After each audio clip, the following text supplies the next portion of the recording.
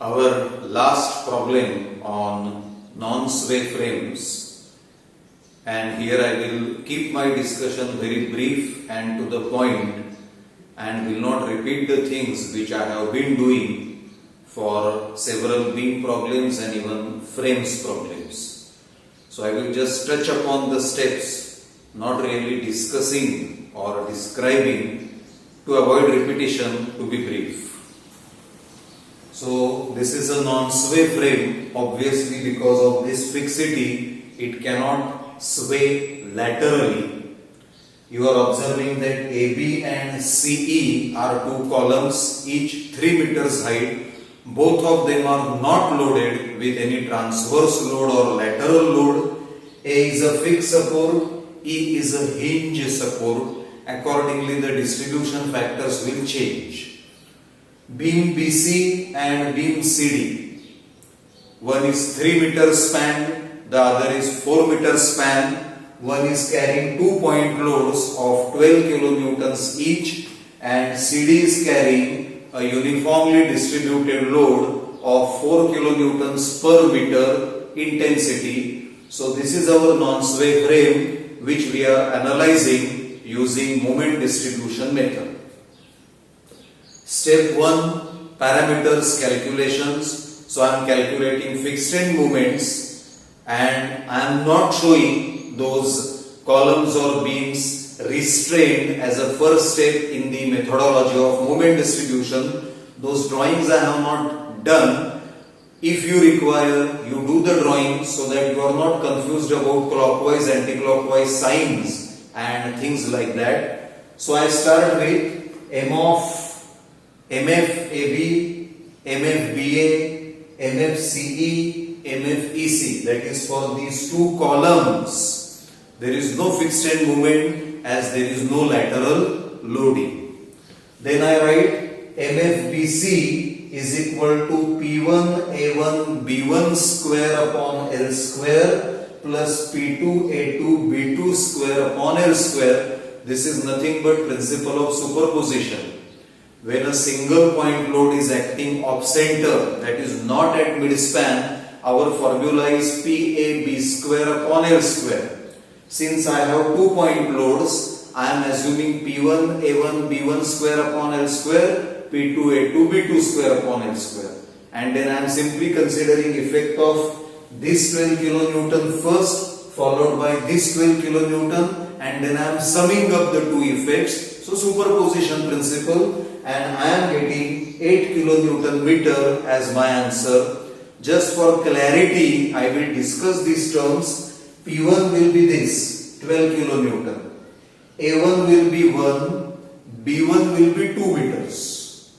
L is of course 3 meters in both the cases. And then when I go to this expression, P2 will be this 12 kilonewtons, A2 will be 2 meters, B2 will be 1 meter, L will of course be same, that is 3 square. Add these two, you will get 8 kilonewton meter. Have your paper, pen and calculator. Do the calculations actually. Be satisfied that you are understanding right from fixed end moments calculations. Because if we can't do this, there is no point in doing all this. I mean, we cannot go to this stage at all.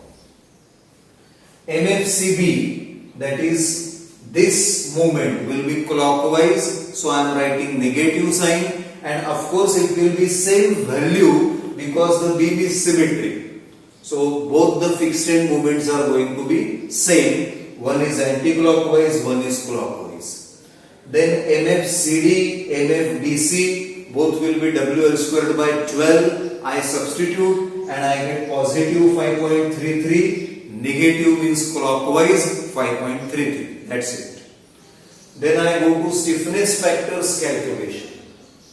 Stiffness factor 4EI upon L, that is our standard expression. If I, second moment of area, is different for different members, then we have some variation. Similarly, if we have different lengths, then we have some variation. What am I observing here? That for member AB, BC, CE, all these members, my span, my length is same, that is 3 meters. only for CD we have got 4 meters here, the span. That's why I am writing stiffness factor K of AB, K of BA, that is consider AB ways or BA ways. I am writing AB, BA, you are aware because we are calculating distribution factors separately. AB, BA, BC, CB, CE, EC. For these 3 members, I is same, L is same, that is 3 meters. So I am directly calculating all these combined in one expression, 4EI upon L, 3 meters, that is 1.33 EI. And then I think of CD and DC separately. K of CD is equal to K of DC is equal to 4EI by 4. Span is 4 meters, so that is giving me single EI. Next is distribution factors.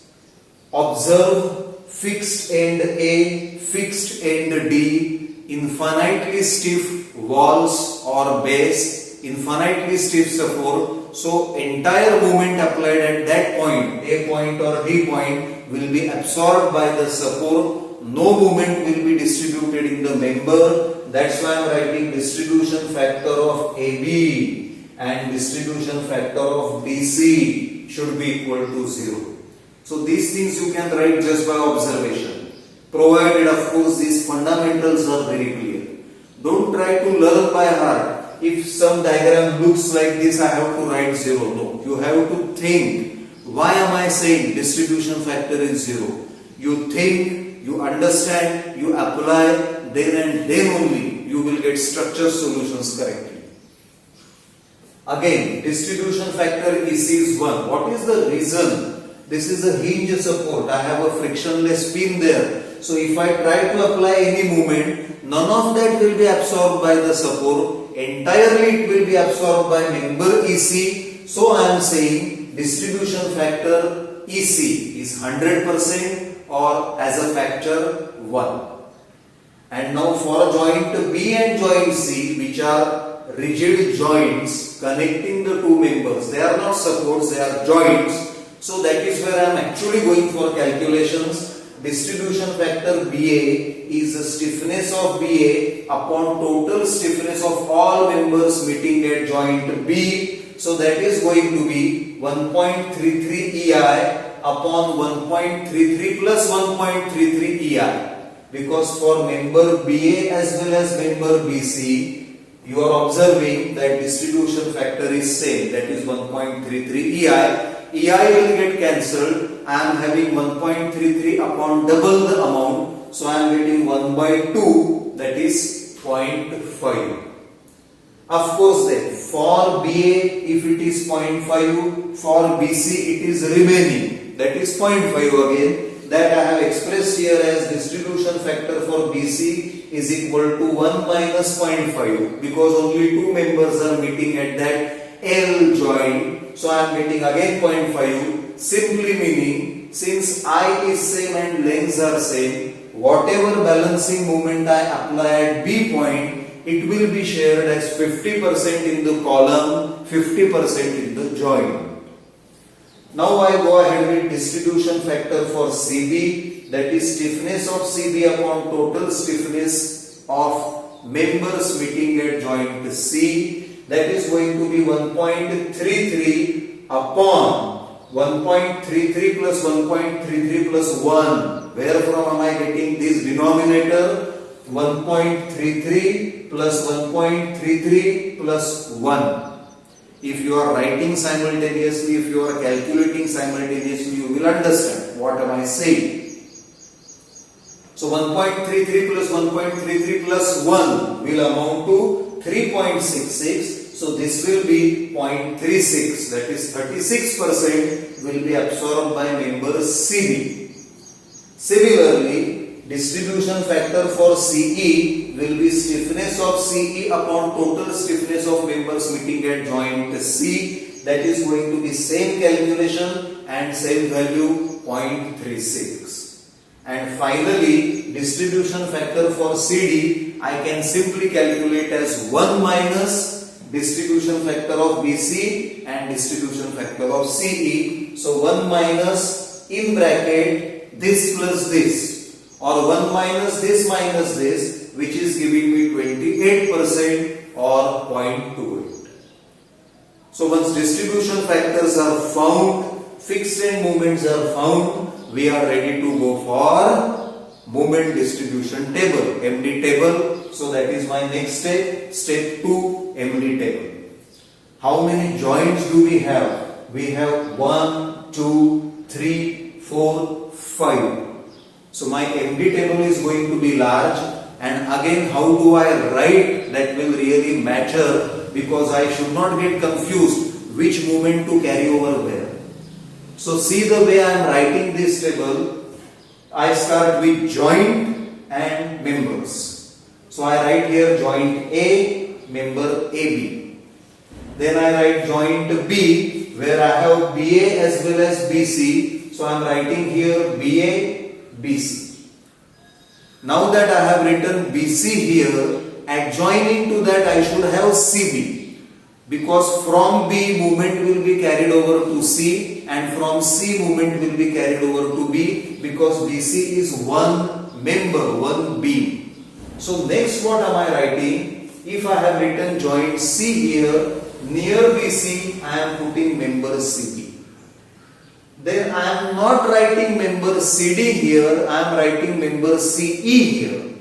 And I am writing lastly member CD. Again, what is the reason for that? Because if this is CD, adjoining to that I have DC. So this is CD, DC. There will be carried over of half the moments from CN to D, DN to C.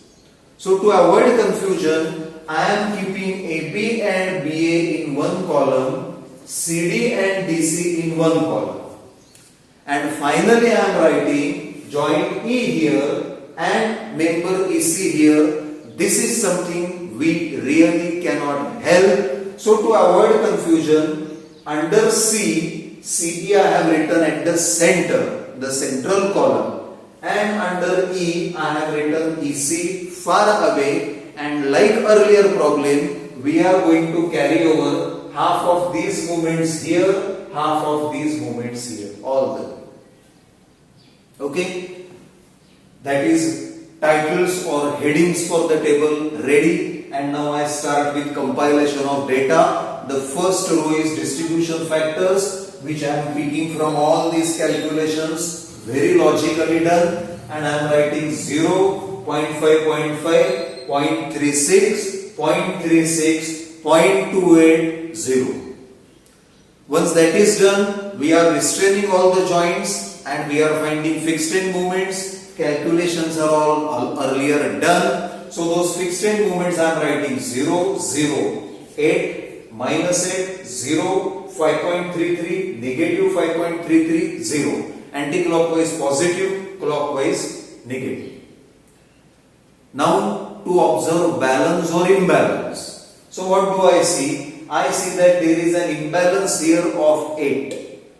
So I apply minus 8, which gets distributed as 0.5 into minus 8, 0.5 into minus 8. That's why minus 4, minus 4. Negative 4, negative 4. Similarly, this is minus 8 plus 0 plus 5.33.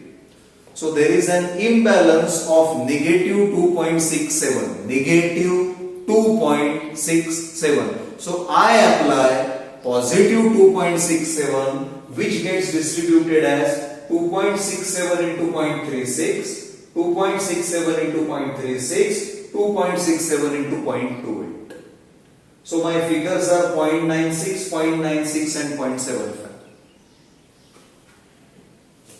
Observing minus 5.33, I apply 5.33, but distribution factor is 0, so multiplying by 0 I get 0. Here we have 0, 0 into 1, I am writing 0. That is my first row's entries in first cycle. Distributed moments. These moments will be carried over half to the other end. Half of this goes here, half of this comes here. Half of this goes here, half of this comes here, half of this here, half of this here, and finally, carefully, half of this all the way here and half of this all the way here. Check. Great. First cycle is over. Again I observe imbalance. There is imbalance of positive 0.48. So I apply negative 0.48, which gets distributed as 50-50% because distribution factors are 0.5, 0.5. So your calculation is 0.5 into negative 0.48, 0.5 into negative 0.48. Similarly, here there is imbalance of negative 2, so I apply positive 2. It gets distributed as 2 into 0.36, that is this. 2 into 0.36, that is this. 2 into 0.28, that is this. Check. Distribution factor 0, so here it is 0 because even if I apply negative 0.38, it will get absorbed for the member as 0. Here we have 0.48, so I apply negative 0.48 to nullify it, to balance it. Since the distribution factor is 1, it gets entirely shared by that member, I get negative 0.48. Carried over moments. Half of this coming here, half of this going here. So minus 0.12 and 0. Half of this going here, half of this coming here. So 0.36, negative 0.12. Half of this going here, half of this coming here. So 0.28 and 0. And half of this going here, half of this coming here. Check. So negative 0.24 and 0.36, half of 0.7. If you have understood the methodology, if you have understood the logic, and if you have written the table columns correctly, and if you are saying it to yourself while solving, that this is imbalance, so I balance it, distribution factor, so my distributed moments, so half carried over moments. Keep thinking, keep saying to yourself like this, you will get the correct answers. Great. Second cycle is over. Again I observe imbalance 0.36, so I apply negative 0.36, half. Negative 0.12, negative 0.24, so total is negative 0.36, so I apply positive 0.36, 36% of it, 36% of it and 28% of it. 0.28 I apply negative 0.28, distribution factor 0, I get 0.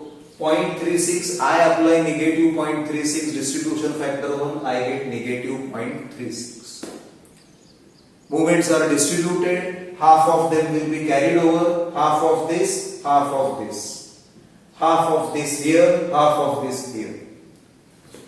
Half of this all the way here, half of this all the way here. All the way because that is what we have written. Actually the member is same, that is C. Half of this here, half of this here, that is our moments carried over. 3 cycles are over, so I am just distributing those moments and I am then going to check the summation whether my joints have got balanced or not. Usually, as I observed earlier too, we do 3 cycles, 3 iteration cycles. Distribution negative 0.03, negative 0.03.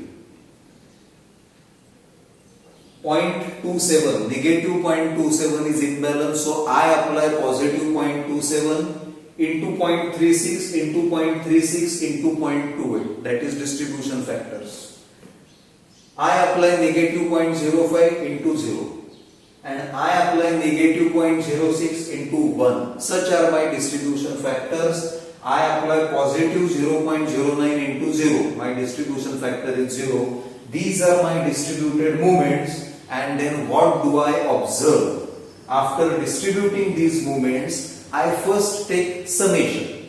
I do not directly go to saying my problem is over, because unless I have the sums, unless I have actually confirmed, ascertained that the joint is balanced, it is not possible to stop the analysis. So I take sum of these. I find this is negative 4.45.